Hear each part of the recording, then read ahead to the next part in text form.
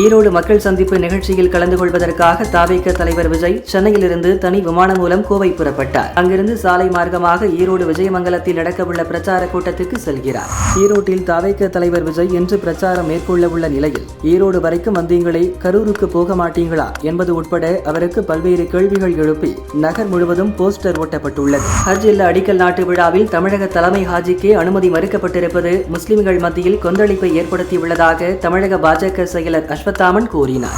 லோக்சபா எதிர்க்கட்சி தலைவர் ராகுலுக்கும் அவரது சகோதரி பிரியங்காவுக்கும் இடையே சண்டை ஏற்பட்டுள்ளது என மத்திய இணையமைச்சர் ரவனீத் சிங் பிட்டு தெரிவித்தார். அமெரிக்காவின் பாதுகாப்பு படை வீரர்களுக்கு கிறிஸ்துமஸ் பரிசாக தலா 1,60,000 ரூபாய் வழங்கப்படும் என்று அதிபர் ட்ரம்ப் அறிவித்துள்ளார். உக்ரைன் அமைதி பேச்சு தோல்வியடைந்தால் உக்ரைனில் மேலும் கூடுதலான நிலப்பரப்பை ரஷ்யா கைப்பற்றும் என அதிபர் புட்டின் எச்சரித்தார். ராஜதந்திர முயற்சிகள் தடைபட்டால் ரஷ்ய ராணுவ பலத்தை நம்ப தயாராக உள்ளது என்றார்.